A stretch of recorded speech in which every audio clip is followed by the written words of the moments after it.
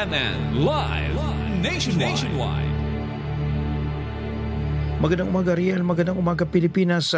Kaugnay sa patuloy na paghatid ng kaligtasan sa lungsod ng Tanawan, ipinag-grab ng pinuno ng lokal na pamahalaan ng makabagong drone equipment na magagamit ng Tanawan City Police Station upang mas paigtingin ang kanilang police visibility at mapabilis ang pagtugon sa mga insidente.